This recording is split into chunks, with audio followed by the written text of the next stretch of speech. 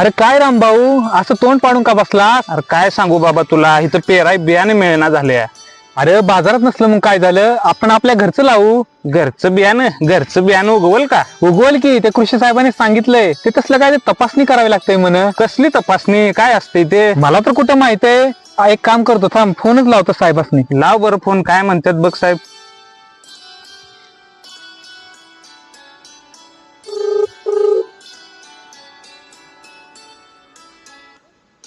Hello. नमस्कार अण्णा, बोला. हा नमस्कार साहेब. एक काम होतं, जरा माहिती हवी होती. हा अण्णा, कशाबद्दल माहिती हवी? ते घरचं सोयाबीन लावावं म्हणलं, त्याच्यासाठी विचारायचं होतं की ते सोयाबीन तपासणी काय तर असते म्हण, ते करायचे. हा बर, आपण असं करू, उद्या सकाळी तुमच्या घरी प्रात्यक्षिक घेऊ. इतर शेतकऱ्यांनाही बोलवा. होय होय चालतंय की. बरं त्याच्यासाठी साहित्य काय काय लागेल? अहो साहित्य आपलं घरचंच, गोणपाट, पाणी, बादली, सोयाबीनचं बियाणं, सुती, बास एवढंच. होय होय चालतंय की.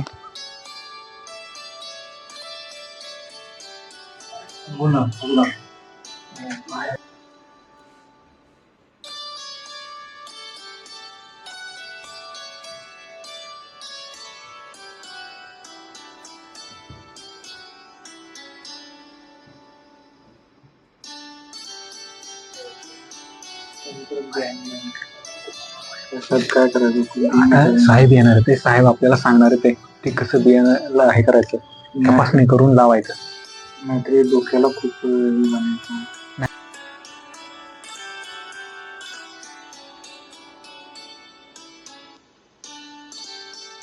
नमस्कार मंडळी. नमस्कार साहेब.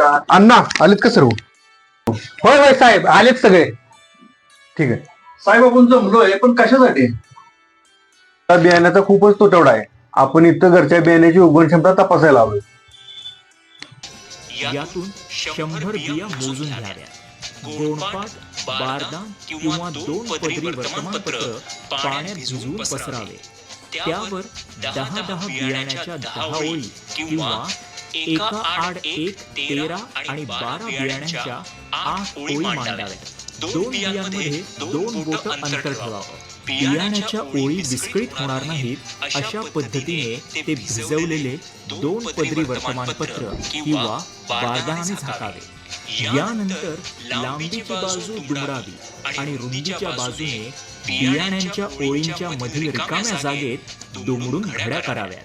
तयार झालेली सुरई दोन्ही बाजूला रबर, सुतळी किंवा दोऱ्याने बांधून हवाबंद करावी. ही सुरई जाड प्लास्टिकच्या पिशवीत अंधाऱ्या खोलीत ठेवावी, म्हणजे त्यास पाणी मारावं लागत नाही. कमी सूर्यप्रकाश असलेल्या खोलीत माती बी पेरल्यावर असते तसंच वातावरण मिळून बियाण्याला चांगले मोड येतात, मुळं फुटतात. प्लास्टिकच्या पिशवीत हे सुरळी केलेले बियाणे 3 दिवस ठेवावे. यानंतर ही सुरळी खोलावी. वर्तमानपत्र किंवा बारदान अलगद बाजूला करून चांगल्या मुळ्या फुटलेले आणि दल असणारे निरोगी बियाणे एका बाजूला मोजून ठेवावे. काहीच न उगवलेले, जरासेच कोंब किंवा मूळ फुटलेले, रोगट असलेले बियाणे बाजूला काढावे. असे बियाणे उगवणीस आणि पेरणीस अयोग्य असते. जेवढ्या बियाण्याची उगवण चांगली झाली असेल तेवढे टक्के आपल्या बियाण्याची उगवण क्षमता आहे असं समजावं. उगवण क्षमता 60% कमी असेल तर ते बियाणे पेरू नये. उगवण क्षमता 70% जास्त असेल तर एकरी 30 किलो बियाण्याची पेरणी करावी. बियाण्याच्या उगवणीची टक्केवारी 70%हून 1% कमी येत जाईल तसे बियाणे वापराचे प्रमाण अर्धा किलोने वाढवावे. या सूत्रानुसार 64% उगवण क्षमता असेल तर एकरी 33 किलो बियाणे वापरावे लागेल. कोणत्याही पिकाचे दर्जेदार आणि भरघोस उत्पादन मिळवण्यासाठी प्रति एकर किंवा हेक्टर क्षेत्रात त्या पिकाच्या रोपांची संख्या योग्य प्रमाणात राखणे आवश्यक असते. आता हे सर्वांना समजलं ना? होय होय ओके, ठीक आहे. रामभाऊ समजलं का तुला? होय होय समजलं. हे तर लय सोपं आहे, आजच करतो घरी जाऊन आता. होय होय सगळीच करू. तुम्ही सर्वांनी कराच, सोबत इतर शेतकऱ्यांना सुद्धा करायला सांगा. चला मी निघतो.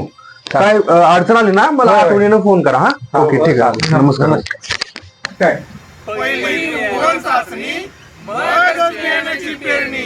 धन्यवाद.